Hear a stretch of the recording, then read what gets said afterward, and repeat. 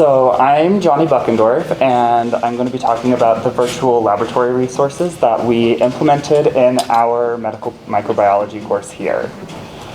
So some background information.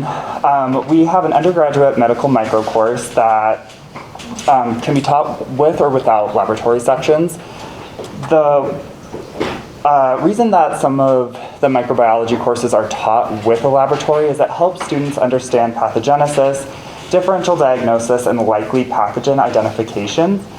And many students taking this course never end up doing these tests again in their professional careers.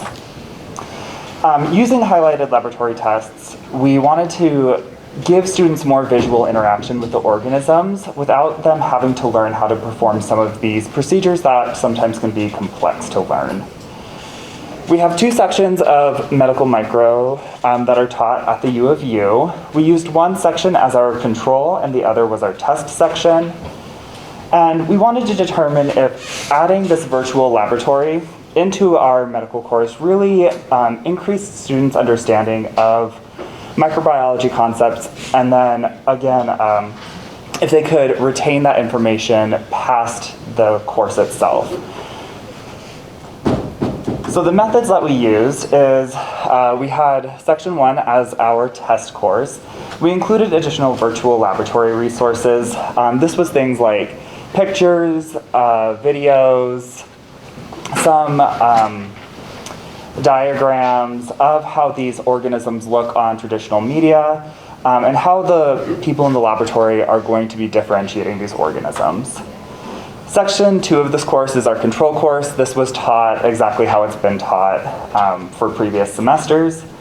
And then in order to evaluate the retention of the knowledge, we had a 3-month post-course survey with questions that students had previously answered correctly while in the course, to see if they were able to retain that knowledge past the course being completed. In addition to those retention surveys, we were also comparing average exam, weekly case study, online exercise, and capstone case study scores. This is an example of some of the virtual microbiology laboratory material that we had. Just to kind of show you the visual representation of these bacteria that we were giving to the students, as well as some explanation of what's really going on in those pictures. So the results of our study were that there wasn't really a difference between the average grade received in the control group versus our test group on any of the assignments or exams that we evaluated. As far as our response for the retention survey, in our test section, we had 5% of the class respond, and in our control section, we had 13% of the class respond. And in section 1, we had an average correct response rate of 86% to the retention survey, where section 2 had a correct response rate of 69%, and this was determined to be statistically significant.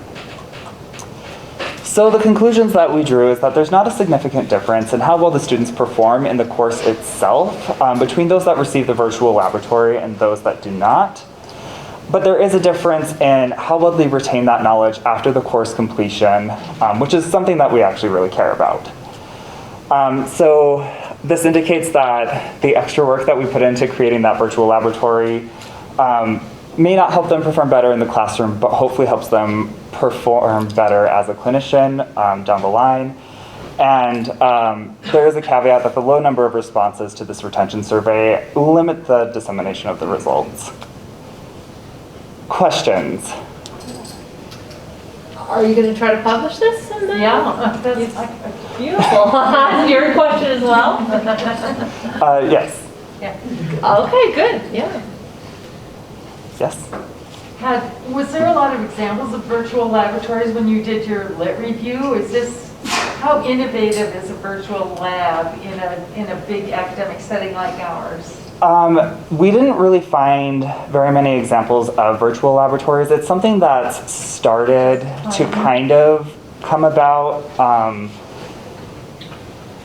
Virtual laboratory sections are just hard to do because the purpose of a laboratory is really to get some hands-on experience, and I don't think people really before the pandemic had that desire to Yeah, make things virtual. They're yeah. just not all identifying correct tests, they're doing them too, and learning those kind of skills. The virtual laboratory section, they're not learning how to perform the test, they're learning more that interpretation of what those tests mean as far Yeah. as identification.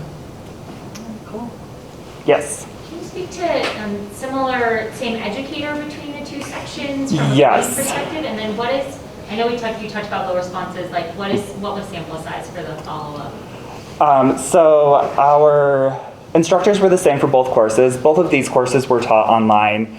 So the lecture materials were exactly the same. It was pre-recorded lectures, same handouts, all of that was exactly the same between the two.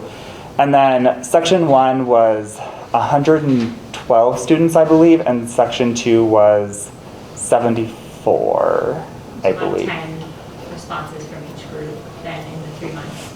And what? Like in the 3 month after, about 10 from each cohort. Yeah. There was a similar number of responses from each cohort.